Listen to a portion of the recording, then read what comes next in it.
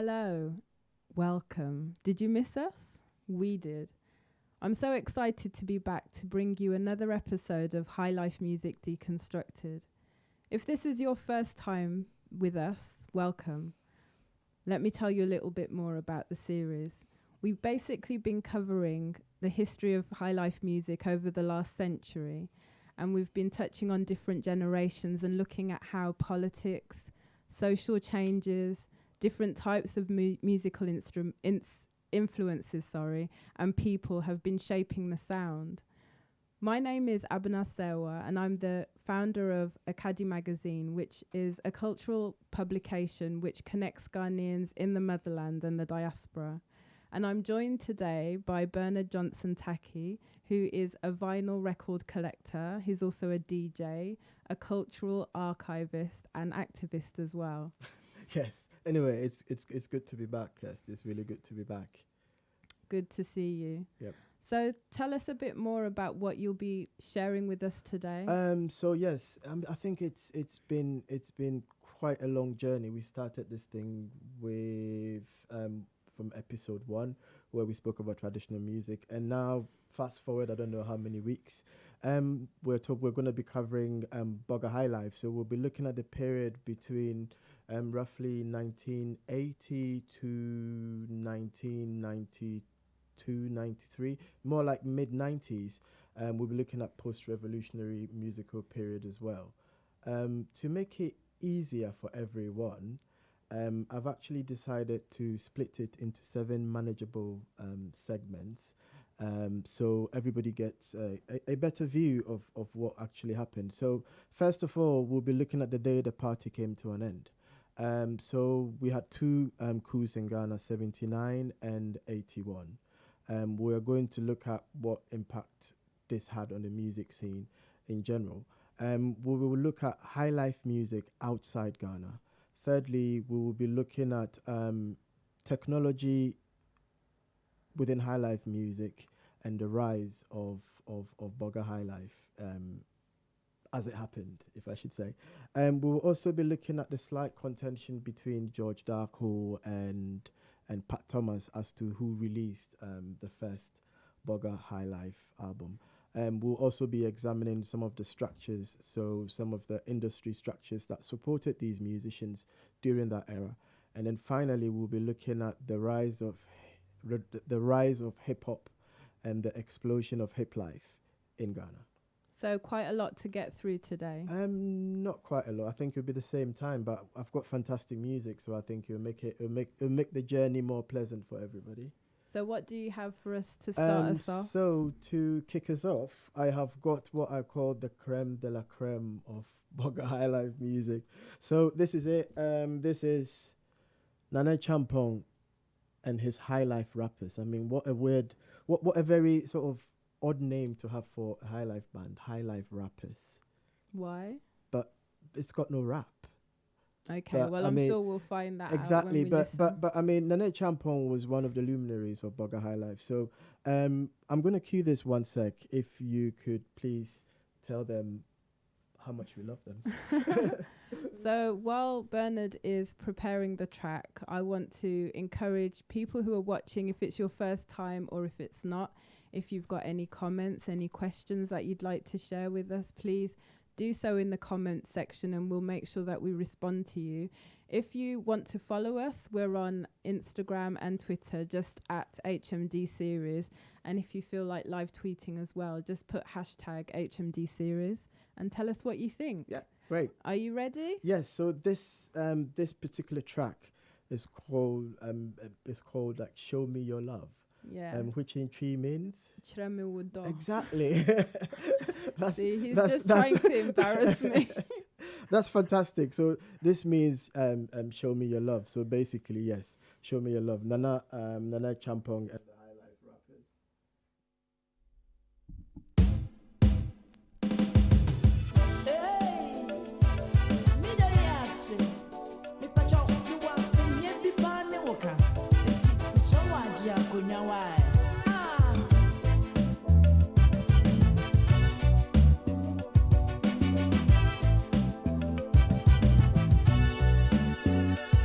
I know you will.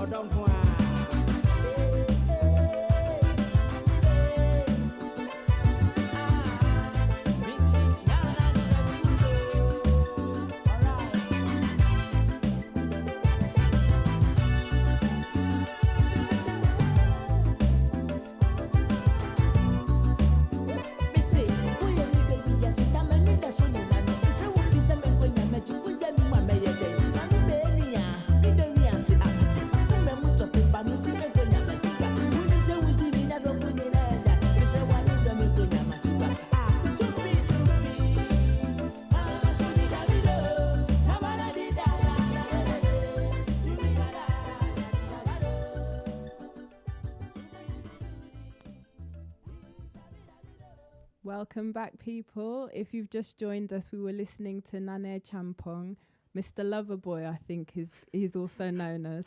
And if you heard the ending part of that, he was doing a little bit of rapping, which was cool. Yeah. No, it was cool. I mean, this song reminds me of when I was younger, going to Ghana parties in Birmingham and listening to this kind of like rhythm. You can hear the synth, I think it is, it's synth heavy. Yeah. That's what I call it. It's synth heavy. Yeah. Yeah. So this is a typical sort of heavily produced Borga Highlife record, and this is Nane Champong. Actually, this is quite pricey. Actually. Really? Yeah, it is quite pricey. Okay. Well, Cool. another one for my my checkbook. So yeah, I mean, it's actually good to listen to that, but I think it would be good for us to get an idea of what it was like in Ghana if we go back to the first coup and then the second one, and you can kind of paint the political scene for us. Yes. So I have dubbed it the day the party came to an end because since 1968, 69, I mean, Ghana had built such a resilient musical ecosystem to support musicians. I mean, that was probably maybe the only time in Ghanaian music history where we were doing everything in-house. Fast forward 1979, there was a coup that got rid of the Champon government and by a young Jerry John Rawlings. The late Jerry John Rawlings. The late Jerry John Rawlings, beg your pardon. And he and the rest of his military colleagues set up the AFRC. They were in power for, I think, 8-9 months, I think, yeah. And then they handed over to a civilian government, and things were sort of back to normal. But that didn't last for long. No. Come 31st December 1981, there was another coup again, led by the same late Jerry John Rawlings, and that was the final nail in the coffin of that ecosystem that had been developed. So you say the nail in the coffin. Why was that? What was happening? Well, so once the coups took place, curfews were implemented. So that meant dusk to dawn, 6 a.m. to 6 p.m. to 6 a.m. So 6 to 6, and you were not allowed. Basically, you were not allowed to go out. Yeah. And that totally decimated nightlife. Yeah. In its entirety, because I mean, you've got musicians, and music is normally played in the evenings, or music is normally played at night. But now, if there are instructions or there are laws in place to say, no, you can't play not that you can't play music, but you're not allowed to actually go out after 6 p.m., can you imagine the domino effect? And it totally ruined everything. So that was the day the party came to an end. Yeah, completely. Yeah. What were the other things that impacted? Well, so if we're going to take a look at the whole scenario in its entirety, first of all, come 79-80, the main media for consumption of music had changed. You know, people were still buying vinyl. People were still listening to music on vinyl. Actually, vinyl was still being produced, but cassettes had now become the main medium because, one, they were portable. Yeah. You could put it in your pocket. You know, unlike a record, even if you had a 7-inch, you can't put a 7-inch. You've got to have a special handbag to hold it so it doesn't break. So cassettes were portable.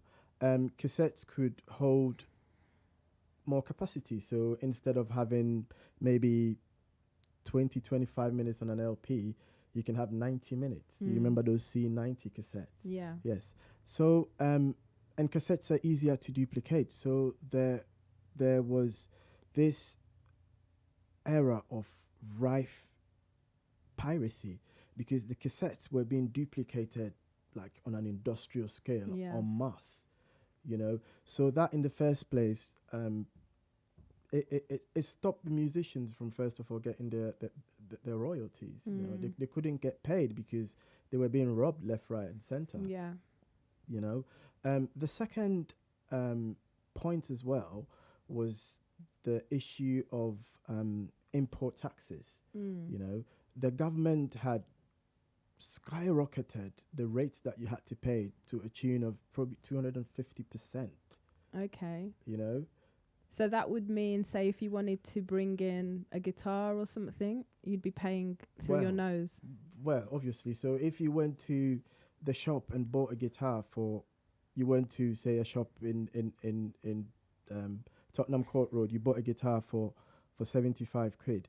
By the time the guitar gets to Accra, you'd end up paying about 450. I mean, that was absolutely ridiculous. So that was also another factor that totally killed the music scene, you know, because it was importing music instruments was not cost effective at all. So if you've painted this scene, what then happened to the musicians then? Well, I mean, the musicians, they eventually had to leave. But one last point as well that sort of was the final nail was the rise of the spinners. You know, we call them spinners, but in real terms, they're basically a sound system. So a guy would turn up with his, that guy would be the DJ. Yeah. You know, it's the sound system sort of culture. So he'd turn up in the track, huge 10,000 watt system, set up 2 turntables, probably cassettes, and that is it. He is the king of the moment, you know, because the bands couldn't play anymore. I mean, we're talking post-revolution now. So what post-revolution? What kind of period? Like what year? Well, you're looking at probably from 1983. Okay. Because that was when the curfew got lifted. Got lifted. Yeah. You know, so the entry of these sound systems were also part of the issue that killed live music. You know, because they were cheaper. Okay. They were much cheaper. So just going back to what happened to the musicians as a result. Yep. So what happened was, some of them decided to play for churches. You know, because the church was the only institution where you could, I wouldn't say play music, but you could play music and get paid. Okay. You know, to some extent, get paid. So most of these musicians got absorbed into these churches and they started playing church music. Saying that as well, in Ghana, the church has got a history of actually training young musicians, and even some of these musicians that we're going to talk about in the 5th generation actually went through the church as part of their training. So these musicians, some of them started playing in the churches, but they had problems there as well. So tell us why. I'm guessing I know why. First of all, was financial, because if you're playing for a church, it's not like you're playing Friday. No, it's not like you're playing Wednesday, Thursday, Friday, Saturday, Sunday. Which a musician would have been that playing. Would be the normal routine of a musician, but you're playing only on Sunday. Yeah. You know, probably like half a day. Yeah. I mean, so it was financially unviable to carry on, and in a day's sort of wage, it just wasn't viable. Secondly, it was artistically unviable as well, because you're playing secular music. Sorry, you're playing gospel music. You know, and this is a musician who's used to playing in clubs and playing non-secular music. I think artistically, it would stunt your growth. Yeah. You know, so looking at these factors, the church was not viable as well. The church was not viable, so they all had to leave. Yeah, I get that. I mean, I believe that you've said in the past about Smarting Cancer, talking about sort of the role of musicians, and when you're in a place where you have a lot, you're able to, you know, they're able to benefit from that. Yeah, exactly. I mean, that's a good point as well. This is a chat I was having with Smarting Cancer, actually, who is the leader of the Sunsu Mystic Band. He told me, like, look, we musicians, we rely on the surplus of our followers, because assuming you've been paid, and obviously you have to pay your bills, you have to pay your water bill, electricity bill, you have to pay your rent. Whatever is left is what you take to a party, you know? So at the same time as well, the government had this sort of economic recovery program, which was in real terms like Tory austerity. Yeah. You know, everybody tighten your belt. Yeah. So that meant that there was less money to go around. Okay. You know, you had no surplus left to go and see a proper band or to go to a proper dance. You know, you could go and see a sound system, but the feeling was just not the same, and that was in itself killing sort of the live music scene as well. So it was quite dire for them. I mean, it sounds pretty grim, but was there any sort of light at the end of the tunnel with that? You talked about the sound systems. With the sound systems as well, I think what happened was these sound systems went on to launch the careers of certain very sort of reputable media people who became big in the 90s. Like a typical example is like DJ Azikiza. You know, he cut his teeth playing for sound systems like Moondogs and Willie Chi and what's that? Skyhawks. Yeah. You know, these were the major sound systems that we had in Accra. And these sound systems, in a way, although they were detrimental to live music, they helped launch the careers of certain media personalities as well. Okay. Yeah. So generally difficult times, but some glimmers of hope. Yes. There's always a glimmer of hope. Yeah. Yes. Okay. Yes. And I feel like at this point, have you got something else up your sleeve? So at this point in time, again, I'm gonna play another track because, as I said, I'm quite excited about this because it took me quite a while to actually get a selection together. So it's gotten to the point now where ground zero for musicians. I mean, you can't earn any money, you can't play, so they had to actually leave. But before I touch on that, I've got this, Mr. John What K. have you got? I've got this. Okay, so this is Mr. John K. Yeah. Okay, so John K was actually a producer. He was more of a producer than sort of a singer musician, you know. Okay. And he was in London. So this is a UK. This is unlike Nene Champon, which was a German release. Yeah. This is a UK release. Yeah. Yep. So I really like what he's got on. He looks pretty funky. I mean, the dressing style during that time was out of this world. Well, I mean, yes. I mean, you can certainly pass comments on the dress sense because, wow. I mean, I'm gonna cue the. Yeah, you cue the music. But you know, for those of you who were born and raised outside of Ghana, if you were in Europe, I'm thinking of my own experience of being in Birmingham and the kinds of clothes that my dad used to wear. That, you know, you've got the 80s style with the shoulder pads, rolled up sleeves, jerry curl hair, that kind of thing. So that was all the rage at that point. And that's what I grew up listening to. Okay, great. So music is cued. So this is John K. Okay, brilliant. Well, John K, as I said, he's based in the UK. But one thing as well with Borga Highlife music, I'd say, in terms of all the dialects that we have in Ghana, 80%, 90% of it is a can, you know, which is... It's quite interesting in a way because I'm thinking, so can I actually play a Borga Highlife song or sort of a song that was made in the 80s that sort of reflected another dialect as well, apart from a can? So I've picked this one from John K and is actually in Ga. Where you're from? Exactamundo. Okay. So this is called Mukonshioma, which means that... well, I was here before you came. Literally means I was here before you came. Okay. So I mean, you can. So back off. I was here before you came. So yes, this is John K with Mokonshomo.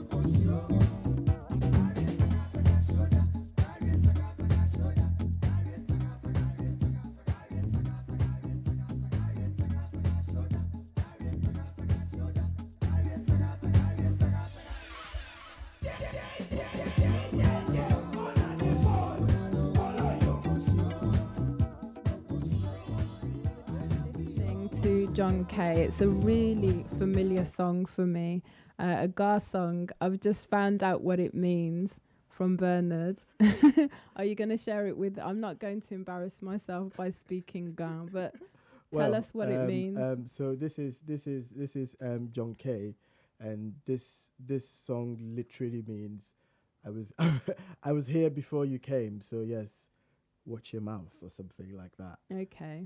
I mean, it's so familiar. I'm sure many of us those watching can remember this song when they went to parties. Yeah. What I can really hear on this is it's really sort of techno-y. That's how I would like there's parts, which I mean now when you break it down you can really hear it. Yeah. Yeah. I would say this was heavily influenced by that repetitive 4/4 to the floor sort of house style of production, which was heavily influenced Highlife as well on Highlife's amazing journey. Okay. Yes. No, you can really hear it. A good track. Yep. Classic. John Kay, yes. So you left us at this point where it's quite difficult in Ghana politically, financially, and we know that some of the musicians were absorbed into the church, but that didn't last. Yep. And we know that many left. That one we know. Yep. Where did they go? Well, so those that thought, well, I've had it. I need to find greener pastures. So most of them ended up in, say, the US, Canada, in Europe, Germany, and the Netherlands, Holland. Most of them ended up there as well. And in Africa, majority of them went to Nigeria. Why Nigeria? Well, I think when you look at West Africa in its entirety, you realize that Ghana and Nigeria, we've got a lot of things in common, you know, jollof rice being like one of them. Yeah. But I think the musicians back then went to Nigeria because, first of all, Nigeria was an Anglophone country. Most of the countries along West Africa are Francophone. So that language barrier did not exist to begin with.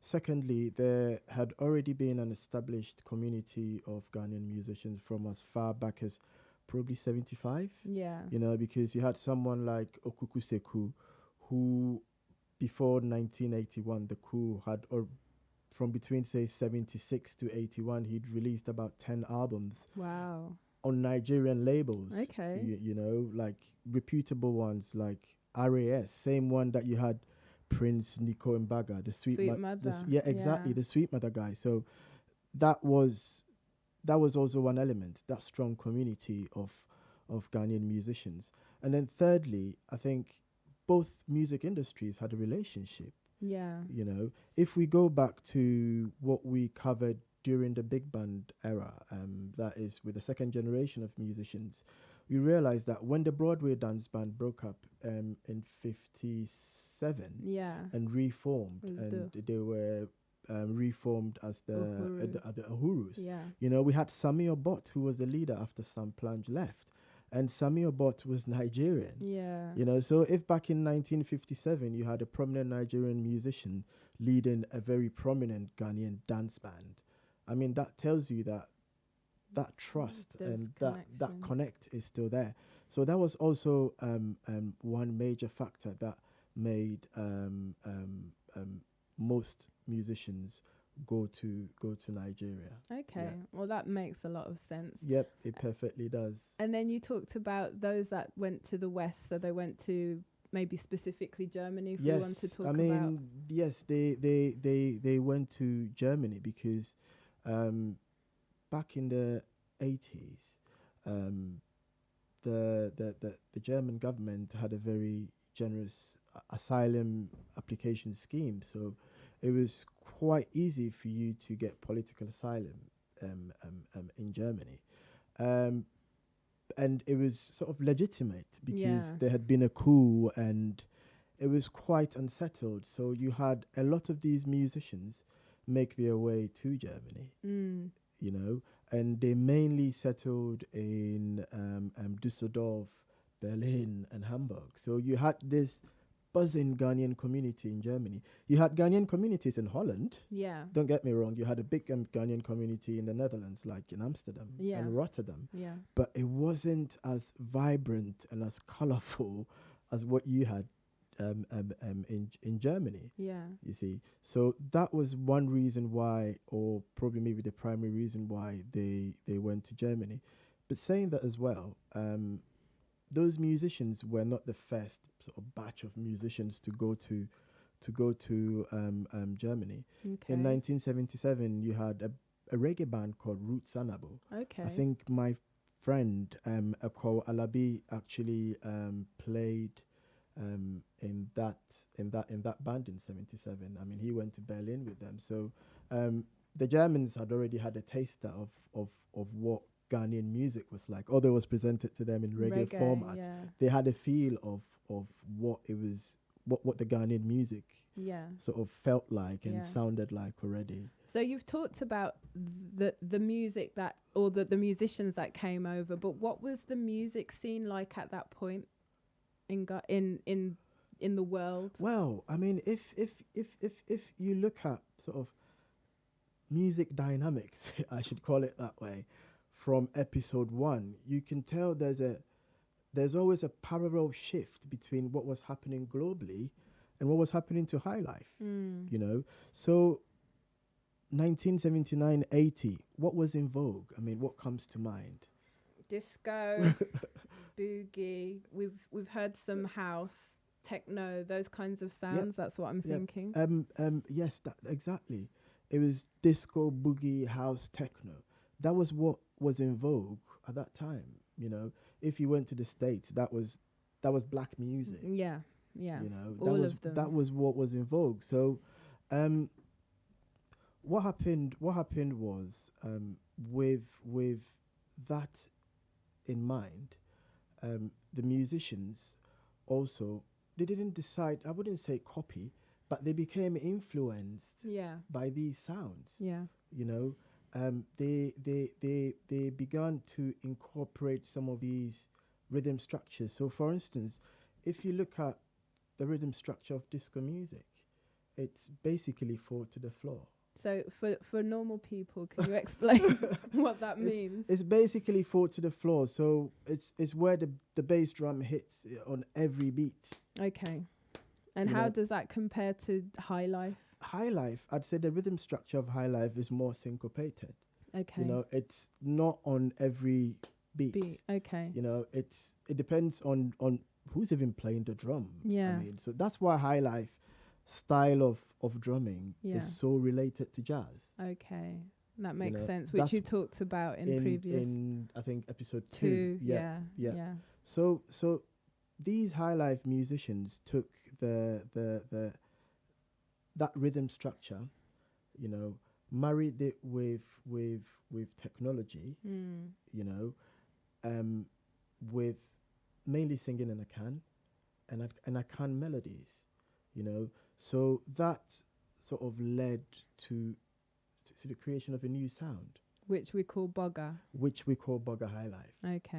Which we call Borga Highlife. So in essence as well, I'd say technology in itself played an important role in the making of Borga Highlife music. Yeah. You know, because now you had the chance to record. You had digital recording equipment. Yeah. You know, you could record digitally.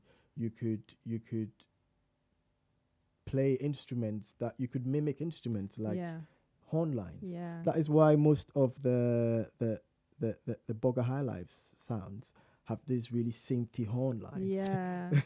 And I guess it makes sense, because if you're a musician and you've come over, you've sought political asylum and you've come over, you've not necessarily come over with your whole band. No. So yeah, so that was one advantage of technology. Yeah. In the shaping of Borga Highlife, because if you don't have your whole band, if probably you're from Kumasi and you're used to playing with a 12-piece band. Yeah. And now you don't have that band. Technology gave you the chance to improvise. Absolutely. Not improvise, but sort of adapt. Let me put it that way. Adapt and improvise. You have to adapt first, and then you improvise. So that is what technology provided for those musicians. Yeah, no, I mean, you can really hear it with the synths, the sequences, all of that kind of thing. Yep. I mean, the production process is like, I would call it, I don't know, but shiny music, you know. I was having a chat with my friend on Facebook the other time. He says, like, shiny music, you know, the production is more crisp. Yeah. You know, the sound is crisper. The sonics are fuller. But probably not as warm, but you get really full sonics, but still not as warm. So, yes, one of the hallmarks of that sort of production. So the quality of the sound, definitely. Yeah. That is what encapsulates that Borga Highlife sound. Yeah. Well, I mean, that name, I think you need to give us some background as to Borga, because I mean, when I think of Borga, you know, they say, we are Borga, you've come from abroad, that kind of thing. Yeah. But what are the roots of the name? Well, I mean, the roots of Borga. So it begins, it's obviously got German connections. Yeah. So if someone refers to you as a burger or a Borga of a place, that means that you're an inhabitant, or that's where you come from. Yeah, citizen. You know, a citizen of a particular place. That is the name. Yeah, Hamburger. Exactly. Yeah. So that is the name. So this name Borga came about because you had some of these people that traveled in the early 80s now coming back to Ghana. And they came with a brand new style. we've seen a bit of that style from they came with a totally brand new style, you know, the way they dressed, the way the cars they drove, the places they went to. It was totally off the chain. I mean, I just learned this last week, actually. And the hair. Well, I mean, you can start with the outfits first. I mean, the jerry curls, you know, like the soul glow. It sort of glistens in the sun. Yeah. you know what comes to mind? Charles Amwa. There's an album cover where he just looks like he's dripping in sweat, and he's got jerry curl as well. Yes, jerry curls. I mean, the high-waisted trousers, you know, 4 pleats each way, green patent shoes. I mean, you had to look the part. The jewels, the viscose shirt, and you needed to drive like a fat BMW, like a 7 Series BMW or a 7. It always had to be a German car. Yeah, you know? Of course. It always had to be a German car, and it had to be like huge. I wonder if this is stoking up any memories for people watching at the moment. If so, send us your pictures. Yeah. So, I mean, when these people came down, as we've spoken about, the appearance and the places they went to, people started saying, this guy is a Borga. Yeah. Because he's just come from Germany. Yeah. Or he's just come from Holland or something. He's a Borga. So the word Borga became associated with all things ostentatious. Yeah, I see that. And actually it reminds me of the coinage of the word Highlife, which we talked about in episodes 2 and also a little bit in 3. Yeah. So this idea of maybe an aspirational lifestyle. So high life because of the suit and tails. Yes, of course. You had the to top you hat, had to be the dressed gloves. up for the. Yeah, only certain people were able to go into those places of. Exactly. Yeah. Exactly. And similarly, although maybe not the same completely, with Borga, it's this idea of, you know, those are the cool people with their trousers up to their nipples and jerry curl hair and stuff like that. So, I mean, like, do you see that similarity? Well, I think that similarity is there. First of all, that theme of sort of aspirational. I mean, it's an aspirational thing. Everybody wants to look good. Yeah. You know, it's a Ghanaian thing. Everybody wants to look good. But yes, there is a similarity because this is the normal man looking up to this person that has come from Germany. In the same way those musicians in the 50s and in the 40s and the 50s, I mean, ordinary people looked up to them because they wore the best suits and everything. So there is definitely a comparison. But the only difference that I would like to mention here is that subject of elitism. You know, there was no elitism in Borga Highlife. You know, it was free for all. You know, everybody could enjoy the music and everybody could sort of enjoy being a bugger for the day if you can afford to get yourself a pair of of high waisted trousers. So Yeah. yeah, that is that. That was. I'm sure that was a good time to be young and be alive. Yeah, I'm sure. I mean, so I've got this image in my head of, Mr. Bogger, who's come from Hamburg to come and chill Yeah. and in Ghana. And I know that there was a lot of music at that time, but I'd love to find out from you. I want you to put this to rest. Who was the first, out of the musicians that we know? We have this contention between Pat Thomas and George Darkle. Yeah. Who brought out the first Borga Highlife album? Okay. Well, yeah. I mean, who released the first Borga Highlife album? So, I wouldn't say contention. That's a bit sort of very. What should we use? Little misunderstanding, Little disagreement. Well, yeah. Either way, contention. Uncertainty. Okay. Yes. I think there's always been that uncertainty, but I mean, who released the first Borga Highlife album? So, in 1980.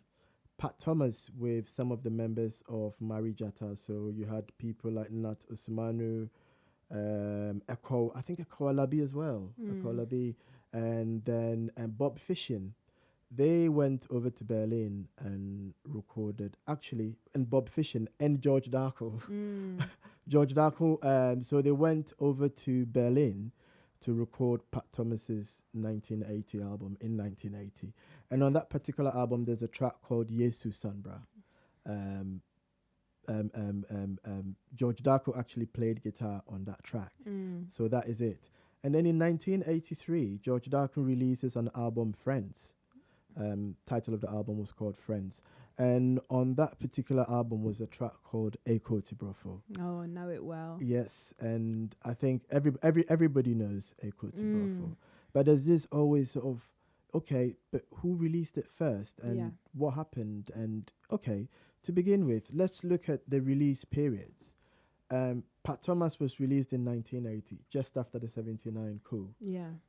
In 81, there was a coup. So he was sandwiched in between two coups. Yeah. I mean, as a music exec, this must have been a nightmare. Because who would want to release a record around that time? I guess he didn't know. Well, I mean, he released a record in 81. In 1980. 81, another coup, then a curfew for 2 years. Yeah, not good. So basically, the music probably never got any airplay because this was a time of revolution. I mean, there was no time to party. Well, you've explained. Yep. Yeah. Probably people didn't have money to buy records because economic recovery program like what do you call austerity. Yeah. So that was probably, in my opinion, maybe the worst time to release an album.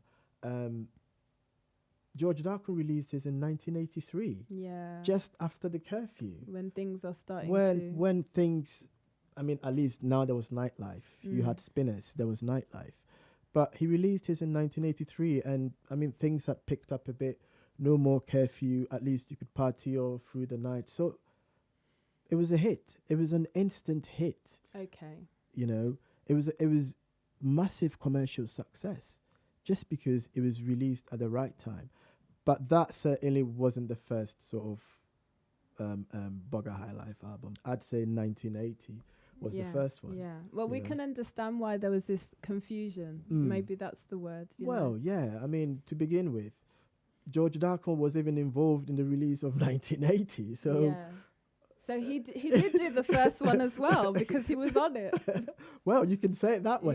Yeah. You can say you can say it that way. He was part of the team. Yeah. But that album was released by Pat Thomas. Yeah. Okay. You So know? so we all know now. Yep. And to add to that as well, AKADi Brofo in itself was not actually sung by George Darkle. AKADi Brofo was sung by Lee Dodu. Lee Dodu. It's getting more complicated. Lee Dodu is a proper. We spoke about him when we did episode 2. He was playing for the Please Dance Band. Yeah. Lee Dodu sang AKADi Brofo. He did not write it. Apparently, there was the guy who wrote it was called Nkansa. Yeah. But he couldn't sing. He couldn't actually. Be careful of your words. He couldn't deliver. Sorry. Apparently, he couldn't deliver, so they said, Lido, did you want to give it a go? He did, and it was like, yeah, we like you. Wow. So you can sing on it. So that is it as well. It's a George Darko album. With but Lido it. do sang it. Okay, so we hear it. Well, not first. I'm sure many of you know this already, but Yeah. you know, Bernard has laid it to rest. Yes, Okay. we have. So I think we are going to play Yeah. music. Yes. I love music. Yes, you do. Give us something juicy. Yes.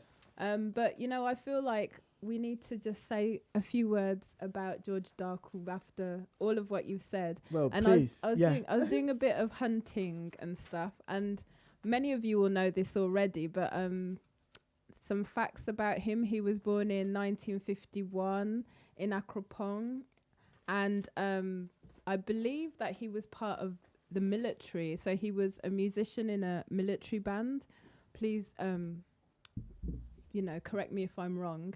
And he came back because I think he was in Europe at that time, but he came back and he set up his own band called the GoldenStool Band, which sounds very familiar to your initiative, although you're not a band. No, I'm but not the a band. GoldenStool project. So yeah, he had his own band. Yeah, and he's a chief in a Kropong now. Yes, like he is. He's up in the mountains. He's a big chief. Yeah, you know? yeah. You can't just walk in and see him. You need to come with some schnapps and. And have you? No, I've not been to see him since he became a chief. But I think it's time for you to visit him again. What we're going to play next, hold on. Oh God, once again, it gets all messy. Can I hold it for you while you're queuing? Right, so I'm going to just say, so we're playing CST Amankwa next. Can you see? So just for you, if it's not clear, so CST Amankwa with Kwame Fosu as well. You can't see the back. Let's have a look. Oh no, you can't see the back. But he's got a really nice hat on. Yeah, he has. Okay, so I'm gonna try and cue this and Kirst. So if you could tell them to please like us on.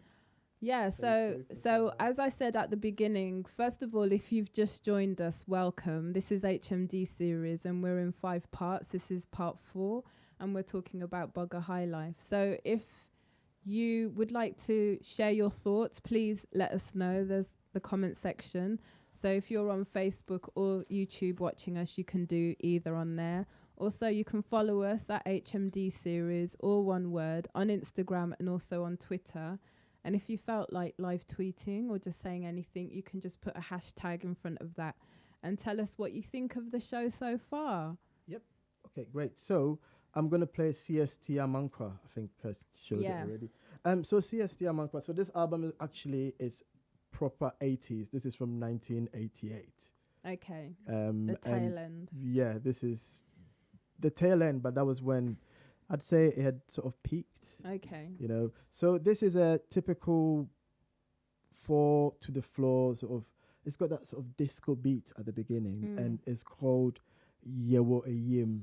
Okay. I know it sounds quite morbid, but it does. But that is it. I mean, most of the themes that you have in Borga Highlife never changed. You know, they got carried forward. So the themes of love, death. and the themes of love and death prevails all through. So it's part of life, isn't it? Yeah, so we can't get enough of that. Yep. So this is CST Amankwa with Yewo Eyim.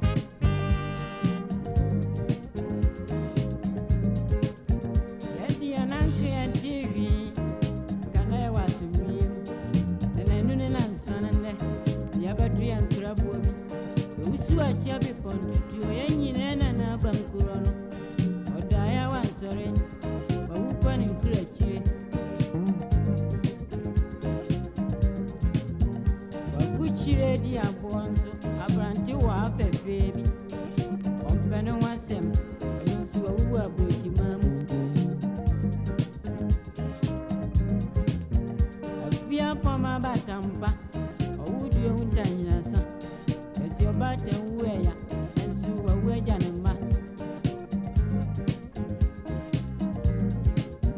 Barbara say, Bunzu, thank you, my uncle. As you were 72 and near me,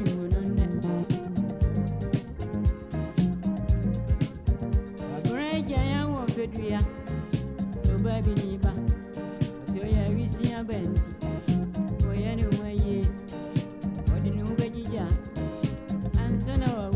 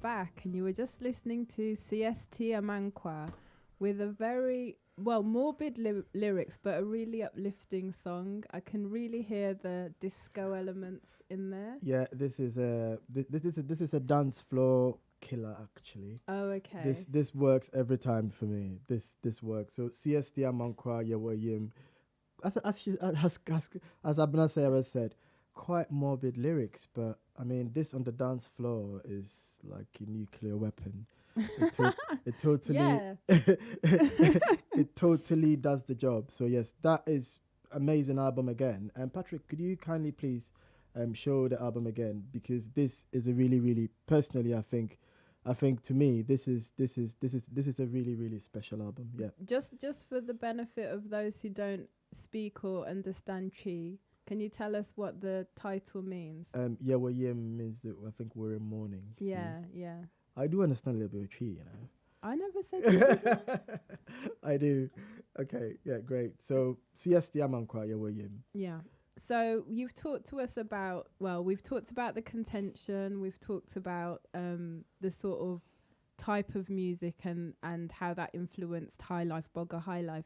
Can you give us an idea of maybe notable musicians that you would say were big in that period? Yeah, I think it's quite amazing, because if you look at the roster of who's who in Borga Highlife, I mean, most of them certainly did not spring out of the woodwork. Yeah. You know, most of them were really, really seasoned musicians who had cut their teeth probably in the 60s and 70s. You know, first one, for instance, is Charles Samoa. Yeah. You know, producer, multi-instrumentalist, amazing kit drummer. Did I say dancer? I think you did. Oh, I have to say that again. Yeah. An amazing dancer and sort of producer, recording engineer, all-rounder. You know, he was based mainly in Germany, but definitely an all-rounder. I wish you had the album cover. That's all I see. There's this image of him with his jerry curls, and he's just got this really sweaty torso, top half. You know, like typical of the kinds of musicians. I'm thinking, not Kool and the Gang, but you know that kind of time. Yes. Michael Jackson, all of that kind of look. Yeah, it was 80s, so that was it. Another important person as well, may his soul rest in peace, is Nana Tufo. Yeah. You know, Nana Tufo cut his teeth playing for Dr. KJC. He played for many bands in what do you call it? He played for many bands in the 70s, especially in the Kumasi area, and he came out with his own style of Sichi Highlife. Which Dr. K. Jesse is known for. Dr. KJC invented it. He was a protege of Dr. KJC, and he came out with this amazing style of Sichi Highlife. What do you call it? I call it bogafied Sichi Highlife, you know, and sort of on all his albums, or should I say on probably maybe 4 or 5 of his albums that he cut to vinyl, all of them had like a 12-minute Sichi Highlife sort of cut, and they're always amazing, very, very high quality, shiny, digitally produced, but always amazing, always amazing. Okay. Another person as well was Alan Cosmos. He also ended up in Germany. He he was also another old timer with the Aboso Glass Factory band called El Dorados. Oh, wow. And I think A.B. Krenzo also played in the El Dorados, actually, with Alan Cosmos. You have Lee Dodu, who sang Echo Tibro. Yes, he sang in George Darko's band. He also did not spring out of the woodwork. Police dance band in the 60s, you know. After that, he went on and sang for Yamwa. You know, so there's like a chunk of history behind all these musicians. Yeah. And then later on, he went to perform and lead Cantata. That was also another amazing band in the 80s. In the 80s, if you went to a Ghana party and they didn't play a Cantata record, then it was probably maybe someone trying to fake it. But yeah, Cantata was huge, like huge as well. You've got the Lumba Brothers. So the Lumba Brothers are made up of Nane Champong, exactly. who you played. I played Nane Champong earlier and Charles Fosu. Charles Fosu, yeah. DL. What? DL, Daddy Lumba. Ah, DL. So yeah, DL. Did you know it was called DL? I mean, he changed his name a while back. All right. To DL. Oh God, I'm so much out. Oh my God. I'm so much out of the loop. That's my man. Okay. Apart from Pat Thomas. So DL, yes, Daddy Lumba. So Daddy Lumba as well. I mean, a slew of albums, uncountable. He was also another one. And he was in Hamburg, was he? Where did he live? Dusseldorf, because Dusseldorf. he worked with Bodo, and Bodo was based in Dusseldorf. So I don't know whether I'm sure he was based in Dusseldorf. Okay. As well. You've got people like Adomako Nyamiche, you've got Rex Jemfi, Yeah. you've got Amachi Dede. Amachi Dede is actually, to me, he's a bit of a chameleon. Why is that? You know, because he's got one foot in like guitar band highlife music and the other foot in sort of heavy electronic Borga Highlife sounds. I mean, he's quite enigmatic, and that's why he's still popular today, because he's got that skill to please the people that want the sort of more boggerish, four to the floor sort of sound, and the people that want the more syncopated highlife sound. He's able to cater both, so that made him it's made him more in demand now. Actually, everybody wants to book him for Ghana parties. Fortunately, you've got people like John Kay. Okay. I just played John Kay as well. Yeah. John Kay was based here in the UK. We've got Thomas Frimpong, another big one as well. Thomas Frimpong was also based here in the UK at some point. He was signed to Jerry Frimpong's dad's label. Sorry, I thought you knew Jerry Frimpong. Asona. Oh, okay. We're going to talk about Asona later, but like really significant UK label that released Ghanaian highlife music in the 80s. Oh, sorry, I didn't want to cut your flow. No, I mean there's so much of these musicians. I mean, I could just go on, keep mentioning. I mean, well. I'm also thinking of like Papa Yankson. Yeah, so these are the Borga Highlife guys, but at the same time as well, back in Ghana, after the curfew was lifted, I mean, some people, with the help of some very wealthy benefactors, tried to sort of form bands and start playing again. So I think just after the curfew, 84, 85, you had big bands like the Marriott International with Amar Pino and Akwabo's dad. Not the granddad. Yeah. His dad was the keyboard player for Marriott as well. And you had Western Diamonds with Papa Yankson, because that was sort of the last big band that he played with, because Papa Yankson has been around since back in the day, since the late 50s, 60s, before independence. So he's also been through the ranks to get to the top. You know, so these two bands kept things going. Obviously, you had what's her name? Your favorite girl singing for the Western Diamonds, Ekuya Dankwa. Yeah. So you had Ekuya Dankwa as well singing for the Western Diamonds together with Papa Yankson, and they were a brilliant. If you went to see them live, they were just a brilliant sort of couple together for singing. So I guess what you're saying is, although Borga Highlife was king at that time, there were musicians and there were bands that were playing other types of highlife music. And I think you mentioned this when we talked about episode 3 as well, although funk and those types of sounds were big and they were hitting the scene. That didn't stop people from playing guitar band music. No, not at all. Yeah. Not at all. It didn't stop people playing from guitar band music. People still played guitar band music. But the only thing that slightly changed was that the guitar band music became electronic as well. It became digital. Yeah. Because instead of having proper drum kit, they'll think, oh yeah, we could use a Simmons drum, or we could get an electronic Roland drum kit just to add a bit more spice to it. We could do the whole drumming on the whole sort of drum sequence on a drum machine. We'll get somebody to play the guitar. We will play the bass line on a keyboard. Yeah. So it got very sort of technical as well, but it was still tight, and it was still sort of, you'd listen to it, you think, okay, yeah, this is not Borga, but this is like digital high. I call it digital high life. See, he keeps doing this. Another Bernardism. Digital high life. Digital high life. Yeah, that's what I call it. Okay. Yes. And that's what it's called. Okay. Digital high life. Well, you did mention, we mentioned Western Diamonds, and you did mention, one of the notable women, you know, during the Borga High Life scene. Can you tell us a few more? I feel like we may know these names as well. Yeah. So I think, so far as the women are concerned, come the 80s, their role as singers, musicians, had sort of shifted a bit. You know, they had now taken, you had to be an entertainer. You know, you just can't stand there and sing. It's boring. We want to see you entertain us. So you in the 80s, there were these female musicians who were both singers and entertainers, you know.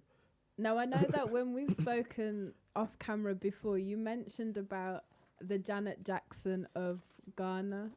So who was this? Well, just to catch up from what you said, yeah. I mean, as I said, their roles have changed, entertainers. So you had female musicians like Akuya Dankwa, obviously, for the Western Diamonds. Yeah. You had Asabia Cropper.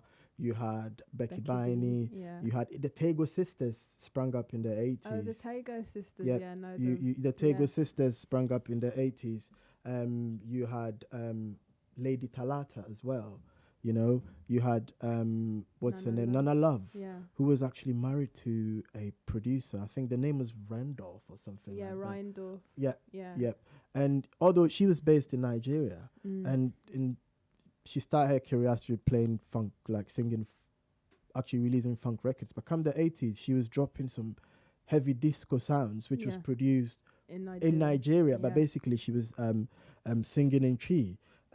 You had Emilia Brobe as well. I mean, a whole lot. But the one that, as I said, is Akwesua Japong. You know, she was hot in the 80s. Yeah. You know, she was like the Ghana Michael Jackson. Or I thought Janet Jackson. So, no. beg your pardon, Ghana Janet Jackson. Okay. Oh God, I'm getting the sexist mixed up. You know? She was she was she was like the Ghana Janet Jackson. She had the looks. She could do the moves, like the whole lot. So that was what happened with women. Their roles changed. I don't think it was for the bad, but I think artistically it was good because it meant that people could express themselves more, especially women could express themselves more. That is it. Okay. And then moving on to the industry, because I feel like we've not really touched on that. Yes, I mean, we haven't touched on the industry structures, but believe you me, there was an amazing ecosystem supporting these 80s musicians. Yeah. As I said, it wasn't as tight as it was in the 70s because that was definitely the golden age. But you had this very sustainable ecosystem that gave these musicians the support that they needed to sort of work, if I should put it that way. So from promoters to labels to producers, distributors, talent scouts, you name it. They had their own thing going. It was more of a hybrid system.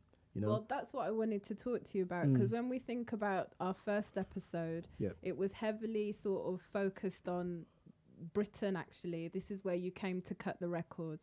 But then as we shifted closer to the golden age, you saw Ghanaians take full ownership of the whole structure from sort of start to finish. Yes. So I'm thinking we've got this situation politically where people have had to leave the country. You don't have your whole band with you. What was the scene like then? Was it more of a hybrid, you mentioned? Yeah, exactly. It was a hybrid scene. So let's say you had producers in Ghana and you had producers in Germany, all working to produce the same sort of sound. You know, the same electronic, four to the floor, sort of techno-ish sound.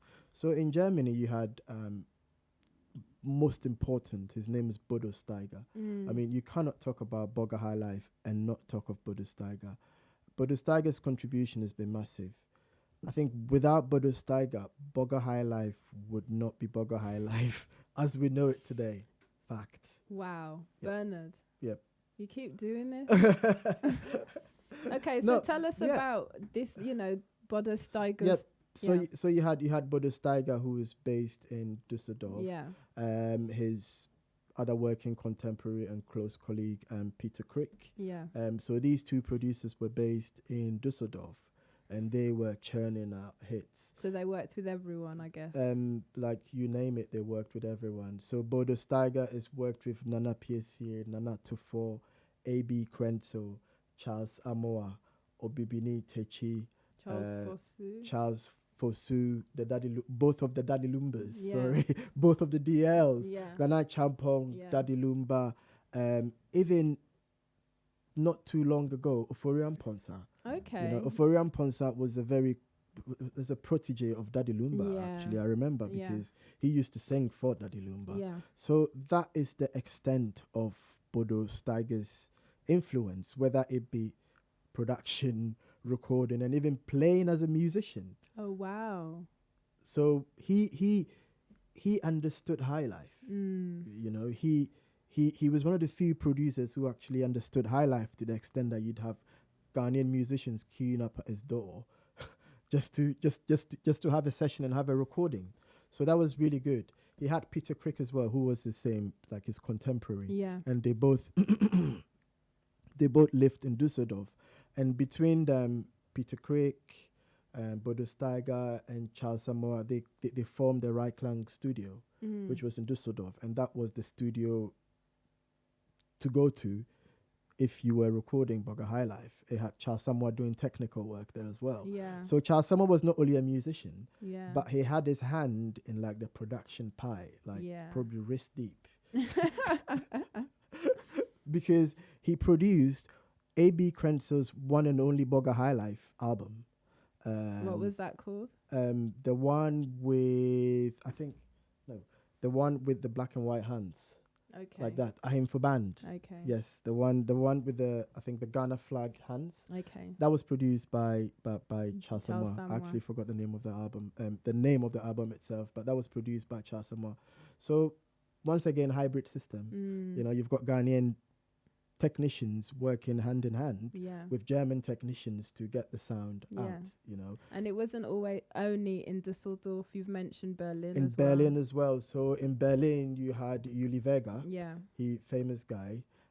He recorded Pat Thomas's 1980 album, Yeah. which, I mean, you listen to that album now, the quality, you know, the quality of that production alone says that, wow, I mean, using the best equipment, everything is natural, Yeah. you know, using the best equipment. So these three German producers sort of had it all they held it down for the Ghanaians, and they churned out hit after hit after hit after hit. But it's important to, as you said, it was a hybrid, so it was a collaboration, it was an equal partnership. Yep, it was Yeah. more of an equal partnership, and I'm sure the Germans learned a lot from us as well Yeah. in terms of Ghanaian music structures and Ghanaian music arrangement ideas and stuff like that. Yeah, they did learn a lot. And I mean, you've talked about what was happening in Europe, specifically Germany, but what about other? Well, let's say what's happening back in Ghana. Well, at that in time. Ghana, I mean, there were in Ghana, the Ghana Film Studio was still in existence. Still, people were still recording in 85, 86. It was still open. People were still recording. It still had the same old guard, Francis Kwache and Jacob Sergio. They were Okay. still working. Yeah. So they had been there like since the early 70s. You had Faisal Helwani, who was still running his Elephant Walk studio. Yeah, you talked about him, Yep. Lebanese. Lebanese guy who was still running his Elephant Walk studio. You had Nakasi Records, led by Big Joe. He was also distributor, record label owner, promoter. Yeah. You know, you had Akubot. Yeah. He was the manager of Nene Champong, and he was a manager and a promoter as well. You know, many hats. you had to, because it was that time. And you had Damfo Domino, who was also a really big distributor Yeah. in Accra. You still had people like DK Nyako, who had survived the wrath of the 70s and were still trading, but it wasn't as much as people like Black M was also another one, or Nakasi, or probably the other labels, you know. But in terms of distribution as well, I mean, in London, for what I know, the distribution network was unique. Okay. Because if you wanted to buy a Ghanaian record, I mean, in 1984, you want to buy the latest Daddy Lumba record. You walk over to HMV and you say, I want 1980, where is it? And you got it. Well, yes. So you couldn't go to HMV or Tower Records and say, oh, yeah, I want to buy Pat Thomas. No. You know, they had a local distribution system, i.e. the shops where you bought food. Where you Yes. bought Ghanaian food. Now, we all know this. You know, when you're buying your pounded fufu in the box, and you look up next to where they have the cream, the cocoa butter, you see the tapes. Do you know what I'm talking about? Exactly. Yeah. Yes. That was how it was. And so you had markets like the Kumasi Market on West Green Road in Seven Sisters. Yeah. Saying that as well, Richmond popped in there about a year ago. You can't just throw names in. Who's Richmond, my friend from Yabafang. Thank you. He popped in there, I think, last year, and he bought a couple of records, like old stock. Oh, wow. He went back and bought everything else and gave me 2 records. What did he give you? I'm not going to tell you. It's a top-notch secret. It's a digger secret. Wow. But yeah, I mean, the shops that sold food in Dalston, Seven Sisters, Peckham, Yes. Brixton. Yes. Where else? Not Croydon. Not Croydon. Maybe Birmingham. Well, who knows? Yes, Birmingham, because you were from Birmingham, so yes, big Ghanaian community. So that was part of the distribution network, you know, local shops, so people could easily have access to the music. Yeah. You know, you had BB Osai as well, who was also a man of many hats. He was a producer, he was a promoter, he was executive producer sometimes. You had record labels like Pan-African, record labels. I mentioned Nakasi, Asona Records. Yeah. So Asona Records was actually based in the UK, and that is Jerry Frimpong. Jerry Frimpong's dad. He's a DJ as well, and he's a good friend of mine. Jerry Frimpong's dad, his Asona label was like a home for all Ghanaian musicians, or most Ghanaian musicians who found themselves in London. Thomas Frimpong, he released like I think maybe 2 of his albums on Asona. Erica Jemine was on Asona as well. Even Kwame Yeboah's dad in the 80s was signed to Asona. So Asona in the UK was he was a really, really sort of, apparently he's passed away now, but he was a very, very important man in society. Over here in London, he was like really, really important. So this hybrid ecosystem, I mean, kept things ticking over. Yeah. You know, even when mode of media consumption changed, when it changed from vinyl to CDs to cassettes, as you said, were next to the hair cream, these distributors are still in business today. Which means you can still buy records or tapes today, and you won't tell me which one you bought. I think it's like everybody does download now, isn't it? Yeah. So, but let's not forget what was happening in America, because there would have been labels there as well. Yeah, I mean, there were international labels now who became interested in African music. I mean, and started not only releasing new stuff but reissuing. You know, which has become the thing today, reissuing music. But in the early 80s, Makosa, another released, and the sister label, African Music Explosion, they were releasing music from all over West Africa. It was based in New York. So they were black Americans. They were black Caribbean, not Americans. They were black Caribbean, I think. I think they were black Caribbean, but if I'm wrong, anybody can correct me. But it's definitely Makosa and sister label African Music Explosion. They were releasing music from like all along the coast of Africa, so Nigeria, even Fela had a few records on Makosa, Alex Konedu on Makosa, Bassa Soundz on Makosa. You remember Bassa Soundz and Bunzu Soundz? Yeah. They were the people that decided, no, we're not doing this. We're not following you lot. We're doing our own thing. You know, so these labels as well became interested in our music in the 80s, and they also supported the music industry. You know, they kept things going. They were sort of main places to go to buy not only Ghanaian music, but African music as well. You know, so that was it for the industry structures. It was a hybrid system, very resilient, very sort of grassroots. And up to today, as you said, it still holds, because you can still see those cassettes. Yeah. And when you go to those Ghanaian shops. And I think I like that about, you know, how you've sort of painted I mean, it's the truth. This is how things were during the 80s. But when it seems really dire, like if you have this political situation, but we find a way, you know, to keep the music going. Yeah, we have to find a way to keep the music going. I think I've been talking too much, haven't I? No, Well, I think maybe it's time for you to have a bit of a break. I think I've been talking. So yes, we're gonna play some music. So what we just spoke about was industry structures. If you've just joined us, Yeah. right. So what I'm gonna play next is SK Opong. Does that ring a bell? Well, I know it had a beautiful lady, a beautiful singer. Yeah, Yeah. definitely a beautiful singer on there. It's a female singer. But SK Opong, remember, is a veteran of concert party. Oh yes. The concert parties. Yeah. What we spoke about in episode 2. Episode 3. Yeah. What we spoke about in episode 3. Sorry, my bad. Yeah. So that was like in the 70s. He was a veteran of the concert parties. He went on to become a TV star, Osofudazi. Oh. Yes. Okay. So, and now this is an album that he released in the 80s. This is called Ebusuyabone Special. And who's the female singer? on it? The female singer is a surprise. I will tell you once she starts singing.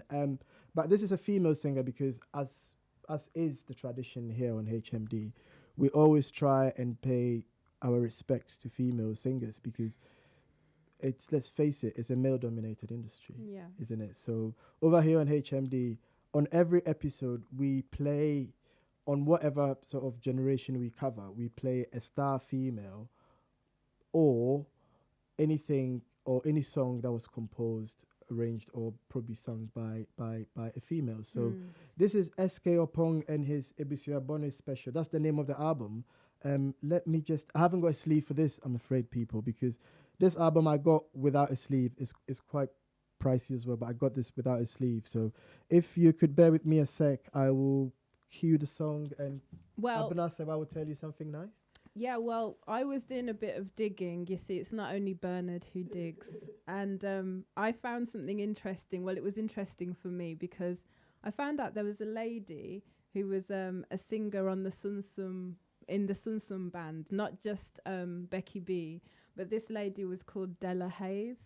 And she was quite young. I think she was like late teens when she was in the band. And then she went on to perform in other places. But there's actually a book which talks about the role of women in highlife music. I'm going to try and see if I can get it. But if you're interested, it's called Highlife, Female Highlife Performers in Ghana, Expression, Resistance and Advocacy. And it's by Nana Abena Amwa Rami, I think that's her name. So what's interesting about this lady is she was a musician. So I'm talking about Della Hayes. She was a musician and she learnt her craft in Birmingham, where I'm from. Okay, that's why I got excited.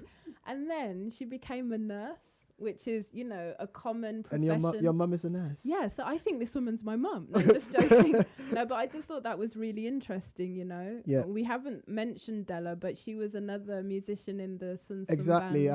I mean, Smartin Cancer was actually a big fan of hers. That's why she got her to sing with him and Ejeku in the mid-80s, especially when they played live. And she was phenomenal. Paulina Odro as well. Yeah. We totally forgot about her. But I think she's on the cover of one of the... Yeah. So, yes, this is a Busuyabone special from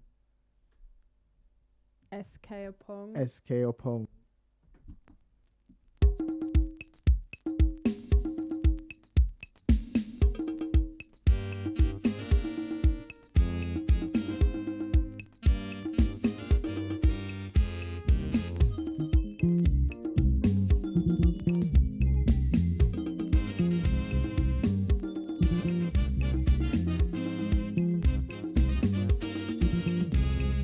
Odoye we mafi wo best madaye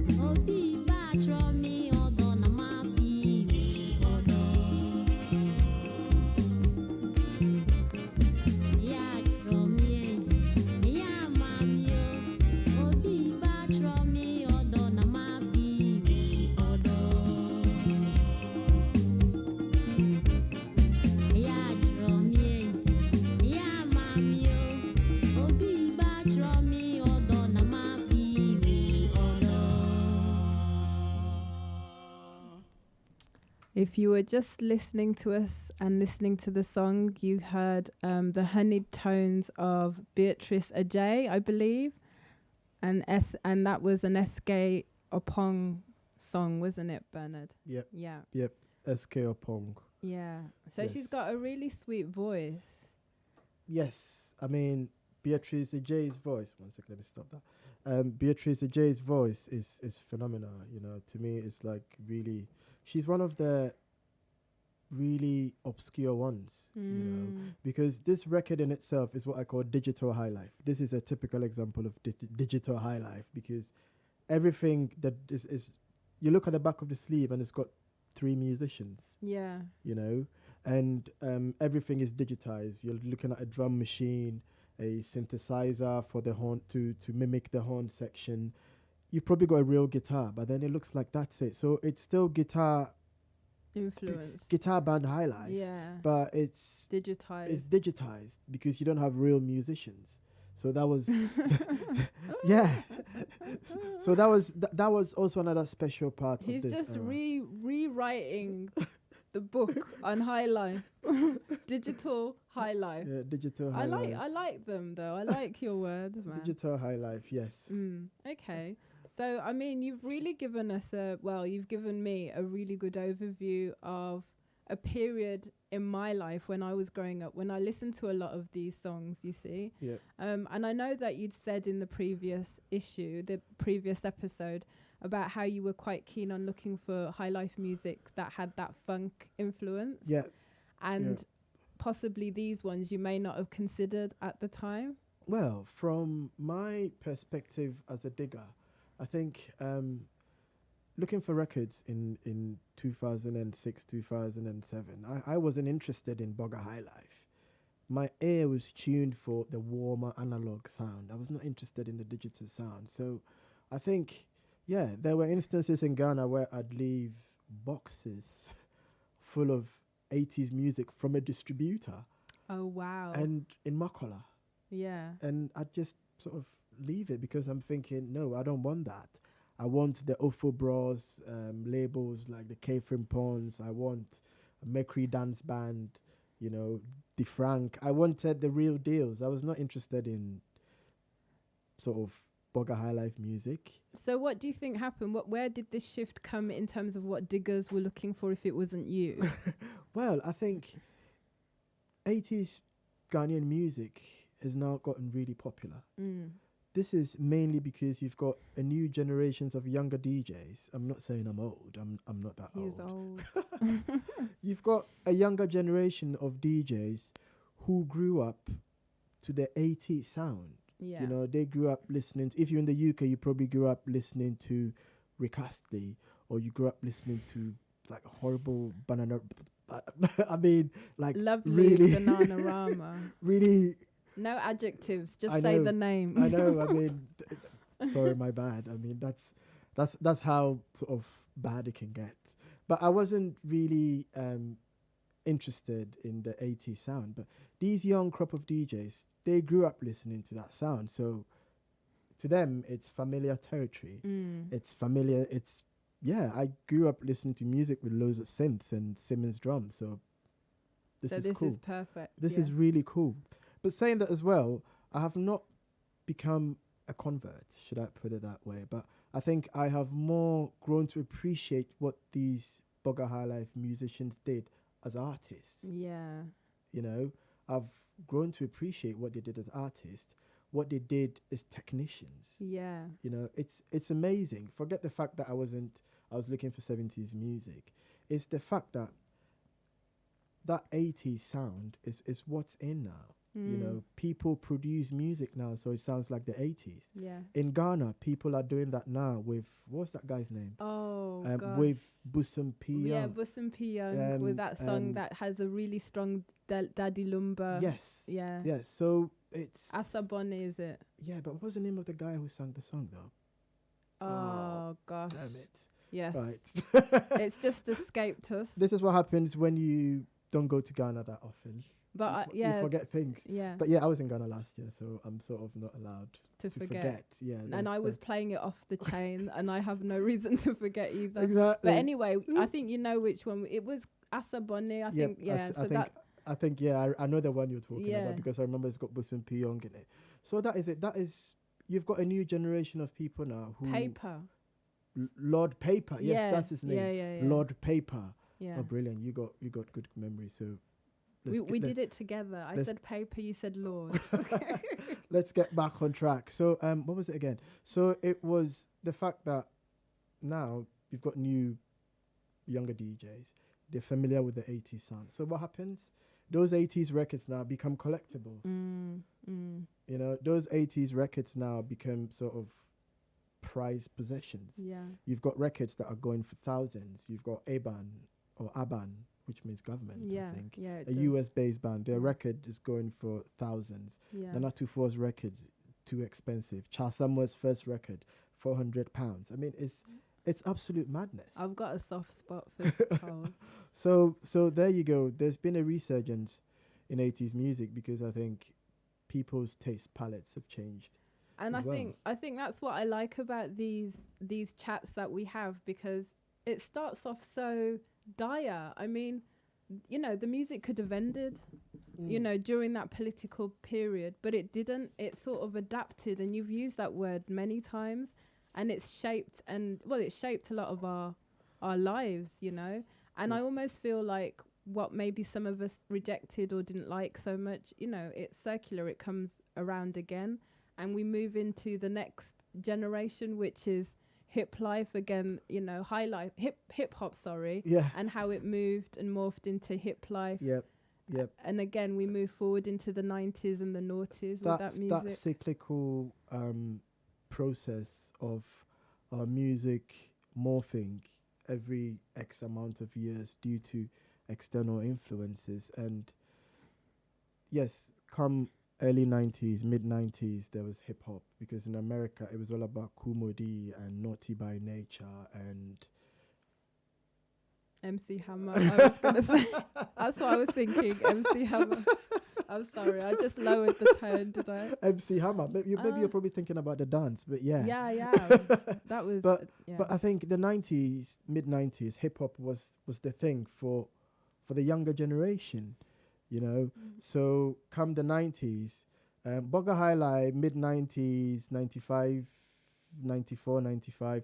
Borga Highlife was still it, but then the influence of hip hop started seeping in gradually. And once again, there was another change. And we have a current change, not to jump, but I'm thinking of drill music in Ghana now. Really? Yeah. Okay. In Kumasi. That is fantastic. We've got drill music in Kumasi. Yeah.